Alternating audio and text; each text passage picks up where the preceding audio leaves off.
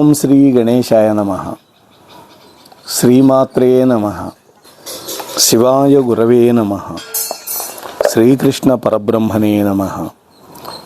శ్రీరామాయ నమః. శ్రీ గురుభ్యో నమః. నారాయణం నమస్కృత్య నరం చైవ నరోత్తమం దేవీం సరస్వతీం వ్యాసం తతో జయముదీరయేత్. సచ్చిదానందరూపాయ విశ్వోత్పత్యాదిహేతవే తాపత్రయ వినాశాయ శ్రీకృష్ణాయ వయం నమః. ప్రియ భగవద్బంధువులరా, మహాభారతంలో కృష్ణ పరమాత్మ యొక్క దివ్య వైభవాన్ని గత 17 రోజులుగా చెప్పుకుంటున్నాం. ఒక 4 రోజులుగా మనం ఉద్యోగ పర్వంలో ఉన్నటువంటి వైభవం చెప్పుకుంటున్నాం. ఉద్యోగ పర్వం మకుటాయమాయం అనేది మహాభారతానికి. కృష్ణ పరమాత్మ అందరి యొక్క అభిప్రాయాలు తీసుకున్నాడు. పంచపాండవులు, ఇంక చిట్ట చివరికి మిగిలింది ఎవరయ్యా అంటే ద్రౌపదీదేవి, యాజ్ఞసేని. అమ్మా, నీ అభిప్రాయం చెప్పు అన్నాడు పరమాత్మ. అన్నయ్య కృష్ణ, ప్రభువైన ధర్మరాజు, ఆయన తమ్ములైనటువంటి వాళ్ళు అందరికీ కూడా ఆ దుర్యోధనాదుల మీద తమకున్నటువంటి ప్రేమాతిశయం వల్ల నేను ఇంతవరకు పొందినటువంటి అవమాన పరంపరలు సహిస్తే సహించుగాక అన్నారు. మంచిదే, కానీ రాజ్యంలో భాగం తీసుకోకుండా వాళ్లతో పొత్తు కనుక అంగీకరిస్తే ఈ లోకంలో పాండవులు ఎంత అవివేకులు అనేటువంటి ముద్ర పడుతుంది. పాండవులు ఎంత అసమర్థులు, ఎంత సిగ్గులేని వాళ్ళు అని లోకం చేత నిందింపబడతారు కదా అన్నయ్య. అన్నయ్య, సుయోధనుడి మనస్సులో భయం కించిత్తు కూడా లేదు. అటువంటి అతడు నీ హితవచనాలను అనుసరిస్తాడా, పాటిస్తాడా? అంతకంతకు దురహంకారమే ప్రదర్శిస్తాడు తప్ప ఆ కురుసభలో యుద్ధం జరిగే సూచనలు ఏర్పడితే అప్పటికైనా నా భర్తలు, నీ పావమరుదులు యుద్ధానికి సిద్ధపడతారో లేదో, లేదు అడవుల్లోనే నివసించడానికి వెళతారో ఏమో ఎత్తి పొడిచింది ఇక్కడ ద్రౌపదీదేవి. అన్నయ్య, నేను ఈ విధంగా మాట్లాడుతున్నాను అని నువ్వు వేరుగా భావించొద్దు. నీవు, ధర్మరాజు, అతని తమ్ముళ్ళు కలిసి ఏది యుక్తమో పరిశీలించండి. మన పని మీ మంచితనము చెడిపోయేటట్లుగా ఏదో విధంగా కాకుండా మన అందరికీ ఒప్పిదంగా ఉండేటట్లు, మీకిష్టమైనట్లు, మీ నేర్పు తేటతెల్లమయ్యేటట్లుగా కౌరవులతో పొత్తు కుదుర్చుకోండి అన్నదండి. ఇది ద్రౌపది యొక్క గూఢమైనటువంటి పలుకులు. అంతేకాదు విపరీత వ్యంగ్యోక్తులు కూడా అనుకోవచ్చు. వ్యంగ్యంగా మాట్లాడింది. మగవాళ్ళు తన యొక్క గోడు పట్టించుకోకుండా తమకు తోచిన పనులు వాళ్ళు నిరంకుశంగా చేసుకుంటూ పోతుంటే తన మాట సాగదని తెలిసి కూడా వ్యంగ్యంగా, మెత్తగా, నిష్ఠూరాలు పలికేటటువంటి ఒకానొక అభిమానవతి మాట్లాడే మాటలు ఇక్కడ. ద్రౌపదీదేవి అనేటటువంటి మాటలకు అర్థాలు విపరీతంగా ఉంటాయి. అట్లా ఉండేటట్టు మాట్లాడటమే కాకువు అంటారండి. అదే వ్యంగ్యం.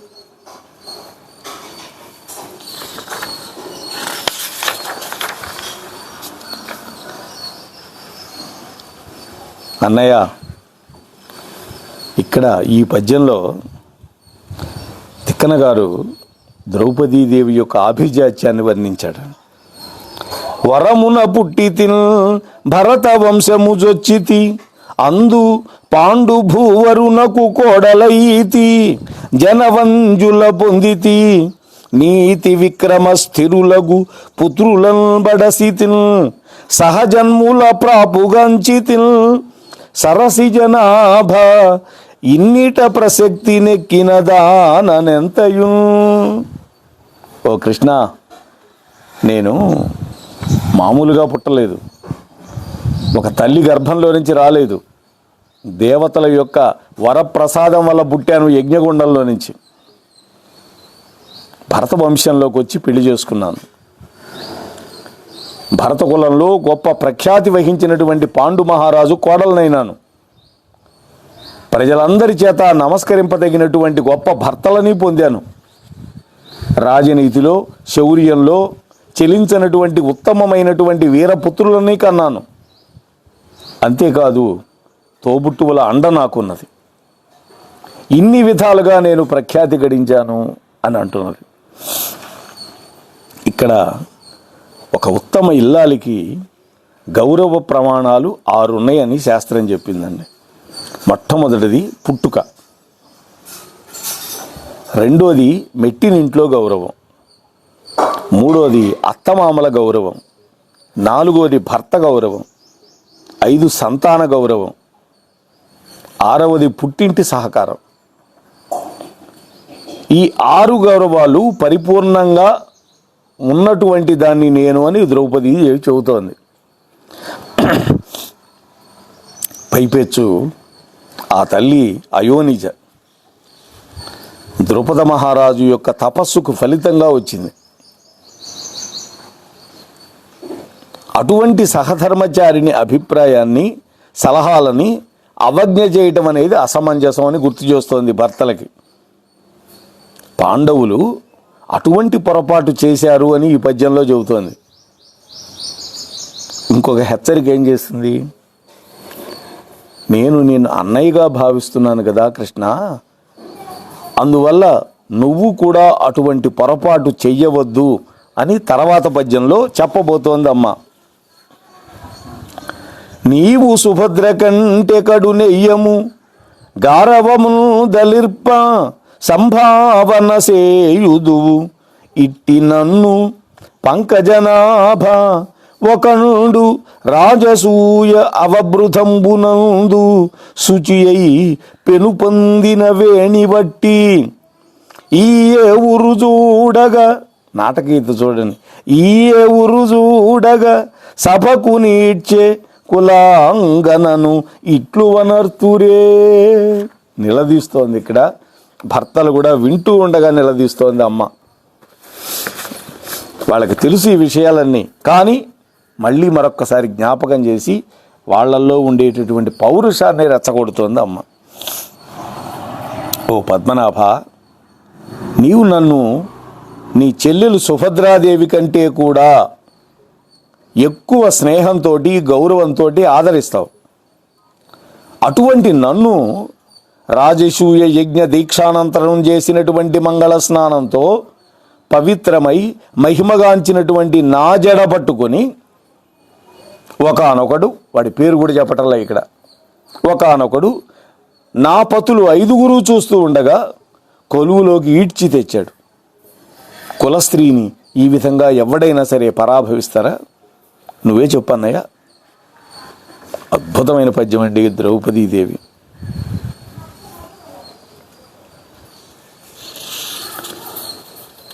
ఇక్కడ కేశపాశం సామాన్యమైనది కాదు అన్నది.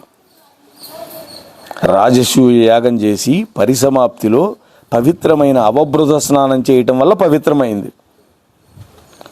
సామ్రాజ్యం యొక్క అర్హత పొందినటువంటి ఆ కేశపాశం ద్రౌపదీదేవికి సుమంగళీత్వానికి ఒక గుర్తండి. దాన్ని కించపరిచే విధంగా దుశ్శాసనుడు లాగాడని జ్ఞాపకం చేస్తోంది అమ్మ. అంతేకాదు, నీ చెల్లెలు సుభద్రకే ఇటువంటి అవమానం జరిగితే నువ్వు ఊరుకుంటావా? మరి నీవు నన్ను అంతకంటే ఎక్కువగా ఆదరిస్తావు కదా, మరి నా విషయంలో నువ్వు ఉపేక్ష వహించచ్చా అని అమ్మవారు జ్ఞాపకం చేస్తోంది, ఎత్తి పొడుస్తోంది.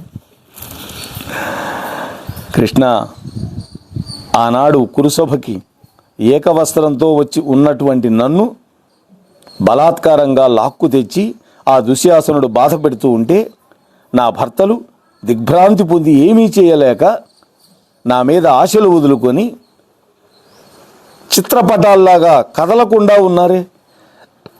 అప్పుడు నమ్మకంతో నా మనస్సు నిన్ను భజించడానికి పూనుకున్నది. ఆ విషయాన్ని నువ్వు సంధి కూర్చే వేళ జ్ఞాపకం తెచ్చుకో అంటున్నది అమ్మవారు.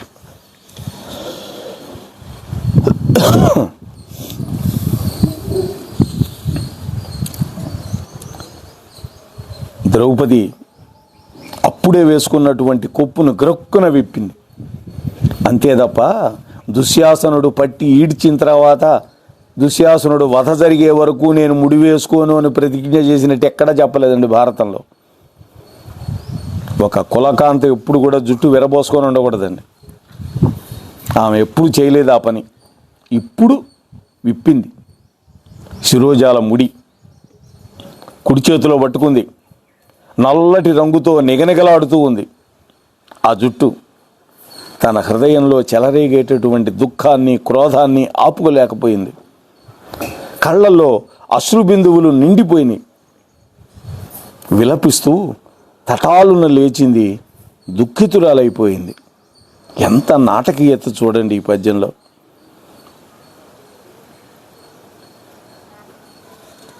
ఇక్కడ తాను తన మనస్సులో ఉండే బాధ అంతా కూడా అభివ్యక్తీకరిస్తోంది. ఇక్కడ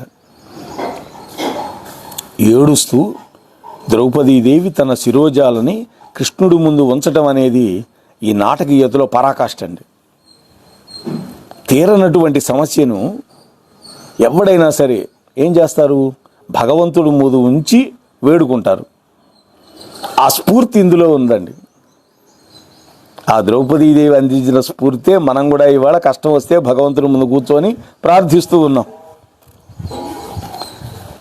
సభలో ప్రత్యక్షంగా లేనటువంటి శ్రీకృష్ణుడిని ఆనాడు తలచుకుంది.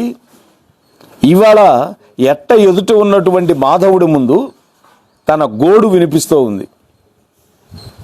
అప్పుడు ఆదుకున్నాడు కృష్ణుడు, ఇప్పుడు కూడా ఆదుకోక తప్పని పరిస్థితి కల్పిస్తోంది పరమాత్మకి. ఇది కదా ద్రౌపదీదేవి యొక్క వైభవం. ఇంకా ఎంఫసిస్ కోసం ఒక కంద పద్యం వేశారు ఇక్కడ తిక్కన గారు. ఇవి దుస్ససేను వ్రేళ్ళందవిలి సగము త్రెవ్విపోయి తక్కినయవి కౌరవుల కడదీరు మాటల అవసరంబున తలపవలయును అచ్యుత వినిల్. అన్నయ్య, ఈ శిరోజాలు దుశ్శాసనుడు నన్ను బలాత్కారంగా సభలోకి ఈడ్చి తెచ్చినటువంటి సమయంలో అతడి చేతి వేళ్లలో చిక్కుకొని సగం తెగిపోగా మిగిలినవి.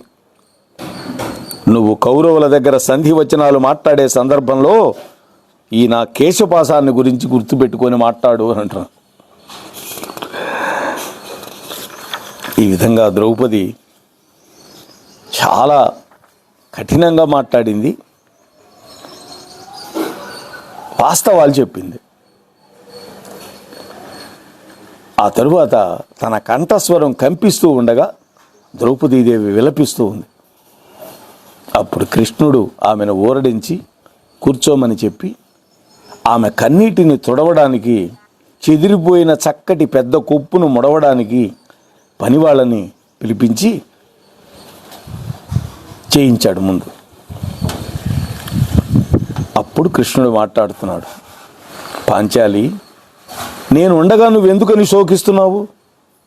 నాకు భీమార్జునులు సహాయపడుతూ ఉంటే ధర్మరాజు ఆజ్ఞాపించగా నువ్వు సంతోషించేటట్లు సమస్త శత్రువులను నిర్మూలిస్తాను. మరొక మార్గం లేదు. దుష్టచిత్తులైనటువంటి కౌరవులు భూమిని మనకు పంచి ఇస్తారని నేను అనుకోవటం లేదు అన్నాడు.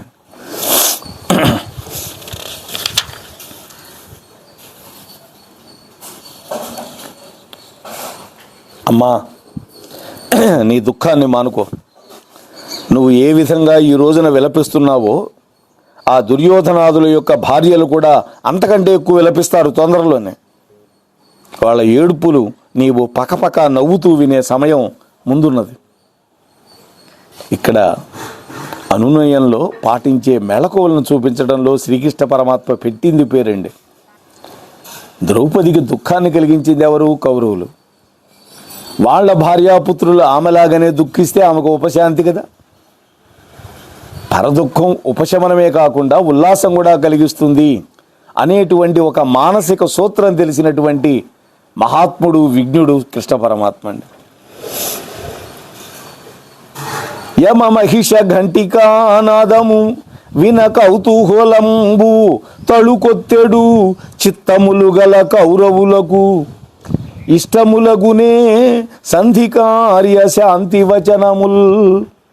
అమ్మా, యముడి యొక్క దున్నపోత మెడలో ఉండేటటువంటి గంటల సవ్వడి వినడానికి ఉబలాట పడుతున్నటువంటి ఆ కౌరవాధములకి సంధికి సంబంధించినటువంటి సౌమ్య వచనాలు సమ్మతం అవుతాయా?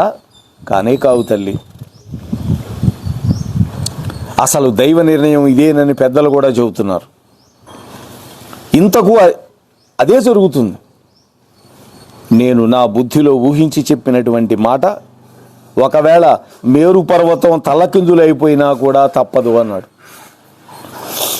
ఇక్కడ శ్రీకృష్ణుడే కాలపురుషుడు అని ధ్వనింపజేసేటటువంటి పద్యం అన్నమాట. పరమాత్మ యొక్క దివ్య స్వభావం ఇక్కడ మాటల్లో వ్యక్తీకరిస్తున్నాడు.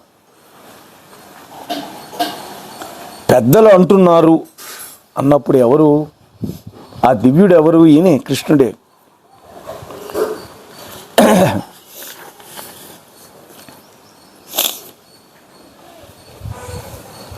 ఓ ద్రౌపది, నేను శపథం చేసి చెబుతున్నాను, నా మాటలు విను. విరోధులను విధ్వంసం చేసి ప్రకాశమానమైనటువంటి పుణ్య సమృద్ధితో కూడినటువంటి పాండురాజు కొడుకుల యొక్క వైభవాన్ని నువ్వు దర్శించగలుగుతావు తొందరలోనే. ఇందుకు అట్టే ఆలస్యం లేదు, నా మాట విను. ఈ విధంగా పరమాత్మ తన అమృతమయమైనటువంటి వచనాలతోటి ద్రౌపదీదేవిని ఊరడించాడు. ఆమె కూడా కలతను విడిచిపెట్టి ప్రసన్నతను పొంది ఏడ్పు మానుకుంది. ఆ తరువాత అర్జునుడు కృష్ణుడితో అంటున్నాడు, కృష్ణ, బంధుత్వాన్ని బట్టి కురుపాండవులు నీకు ఇద్దరు సమానమే. కాబట్టి ఏ విధంగానైనా ఆసక్తితో ఇరు వర్గాలకు తగిన మేలు చెయ్యి అన్నాడు చివరి మాట.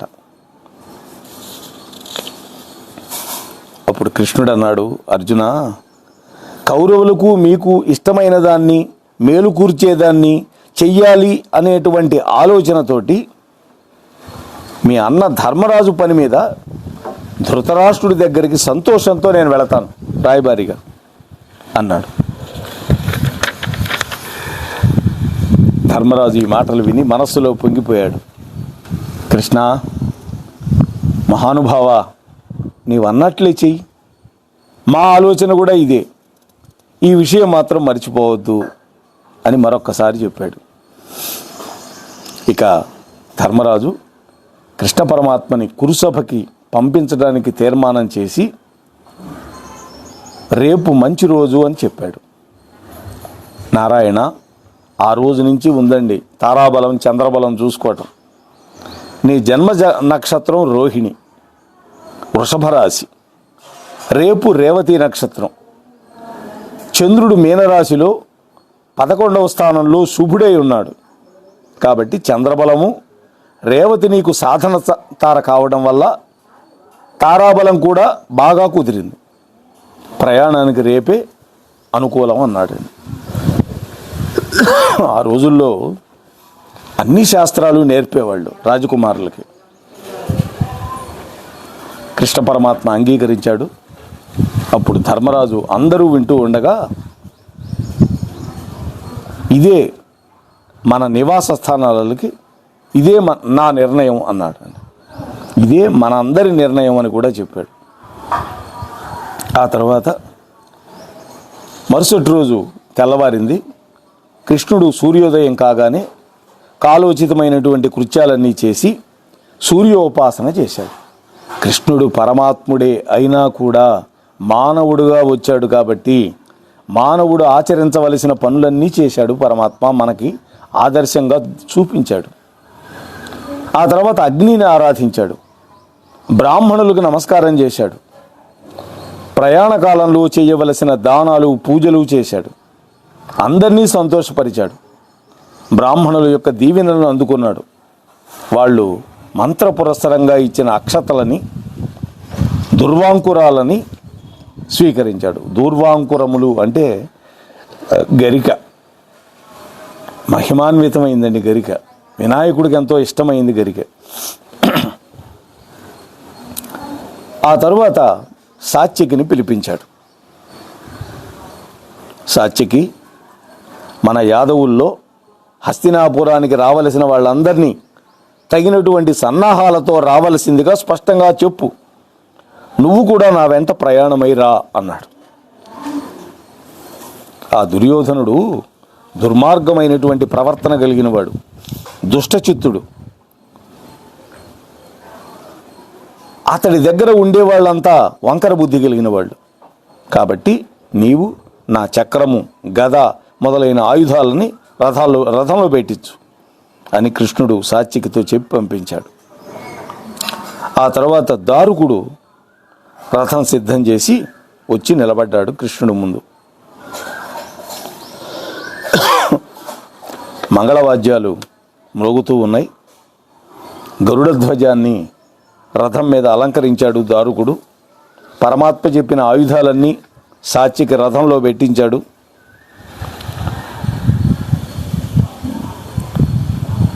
వింజామరలు వీస్తూ ఉండగా, మంగళవాద్యాలు మోగుతూ ఉండగా కృష్ణ పరమాత్మ రథం ఎక్కాడు.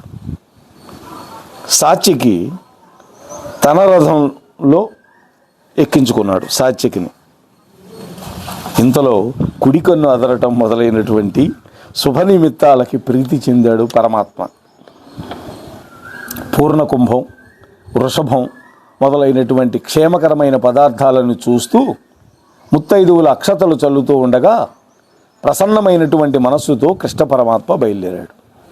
మనం కూడా ఏదైనా ప్రయాణానికి ముఖ్యమైన పనికి వెళ్ళవలసి వచ్చినప్పుడు ఎలా చేయాలో పరమాత్మ తాను ఆచరించి మనకు చూపిస్తూ ఉన్నాడు అని మనం అర్థం చేసుకోవాలి. ఇంతలో శుభశకునాలు ఎన్నో కనపడ్డాయి. అందరూ సంతోషపడ్డారు. అప్పుడు ధర్మరాజు తన ఎక్కినటువంటి రథాన్ని కృష్ణుడి యొక్క రథం దగ్గరికి పోనిచ్చి, కృష్ణ, మా తల్లి కుంతీదేవి కురువంశాన్ని పవిత్రం చేసేటటువంటి సత్ప్రవర్తన కలిగింది. మధుసూదనుడు వచ్చాడు అన్న సంగతి చెవి సోకగానే ఆమె యొక్క శరీరం అంతటికి నూతనమైన చైతన్యం వచ్చినట్టు అవుతుంది అన్నాడు. అంటే ప్రాణం లేచి వచ్చినట్టు అవుతుంది మా అమ్మకి. ఆమె ఇన్నాళ్ళు పడ్డ శ్రమంతా తొలగిపోతుంది. ఇక్కడ దుఃఖం వల్ల శ్రమ. కృష్ణ, నువ్వు మా అమ్మ దగ్గరికి వెళ్ళి మా అందరికి మారుగా నమస్కరించు, గట్టిగా కౌగిలించుకో, కుప్పకూలిపోయిన ఆమె మనస్సులోని బాధను నివారించవయ్యా అని కోరాడండి.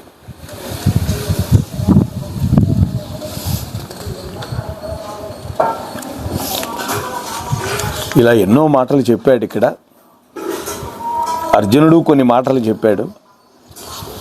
నిన్ను ఒంటరిగా పంపడం నాకు ఇష్టం లేదు అని కూడా చెప్పాడు ధర్మరాజు అండి. ఈ విధంగా పాండవులందరూ కృష్ణుడికి చెప్పవలసిన మాటలన్నీ చెప్పి ఒక్కసారి పరమాత్మని ఆలింగనం చేసుకొని సెలవు పుచ్చుకొని ప్రదక్షిణ పురస్సరంగా వెనక్కి మళ్ళారు వాళ్ళు. కృష్ణుడు వెళుతూ ఉంటే దారిలో ఒక చోట నారదుడు, జమదగ్ని, కణ్వుడు మొదలైన మహర్షులందరూ కనపడ్డారండి. వెంటనే గోవిందుడు రథం దిగి వాళ్ళందరికీ నమస్కరించాడు. అంటే మహర్షులు తనకు నమస్కరిస్తారు, కానీ మానవుడిగా వచ్చాడు కాబట్టి కృష్ణుడే నమస్కరించాడు వాళ్ళందరికీ. భక్తి తత్పరుడై వాళ్ళ యొక్క క్షేమ సమాచారాన్ని విచారించాడు. మీరందరూ ఇక్కడికి ఎందుకు వచ్చారు అని అడిగాడు. నేను మీకోసం ఏమైనా చేయవలసిన పని ఉందా, దయచేసి ఆజ్ఞాపించండి అని అడిగాడు. నారదుడు అన్నాడు, నారాయణ, నీవు హస్తినాపురానికి వెళుతున్నావు కదా, మేము కూడా అక్కడికి వస్తాం అన్నాడు. అంటే నువ్వు చెప్పే మాటలు మేము కూడా వినాలి అనుకుంటున్నాం అని చెప్పగానే వాళ్ళంతా ఆకాశ మార్గంలో వెళ్ళిపోయారు. కృష్ణుడు బయలుదేరి ఒక పావనమైన ఆశ్రమం దగ్గర ఒక ఏటిగట్టున విడిది చేశాడు. గట్టున ఒక సెలయేరు పక్కన విడిది చేశాడు. అక్కడ శాస్త్ర విహితాలైనటువంటి కార్యక్రమాలన్నీ చేశాడు. అంటే ఆ పగటి పూట తాను చేయవలసినటువంటి పనులన్నీ చేశాడు. ఆ తర్వాత కృష్ణ పరమాత్మ బయలుదేరి అక్కడి నుంచి ప్రొద్దుగూకే సమయానికి కుశస్థలిని సమర్పించాడు. అక్కడ బ్రాహ్మణులు ఎదురొచ్చి తమ గృహాలకు రమ్మని ఆహ్వానించారు. వాళ్ళని చూసి, ఇంతమంది పరివారంతో రావడం నాకు ఇష్టం లేదు, మిమ్మల్ని ఇబ్బంది కలిగించడం నాకు ఇష్టం లేదు అని చెప్పి ఒక మైదానంలో గుడారాలు వేయించాడు పరమాత్మ. పరివారం అంతా ఆ శిబిరాల్లో ఉండగా అర్హులైన కొద్ది మందితోటి మాత్రమే కృష్ణుడు ఆ విప్రుల యొక్క ఇళ్ళకి వెళ్ళాడండి. ఎందుకంటే ఆయనకి బ్రహ్మణ్య దేవుడు అని పేరు కృష్ణ పరమాత్మకి. బ్రాహ్మలంటే ఆయనకి ఇష్టం, అందులో వేదాధ్యయన సంపన్నులైన వాళ్ళంటే మరీ ఇష్టం.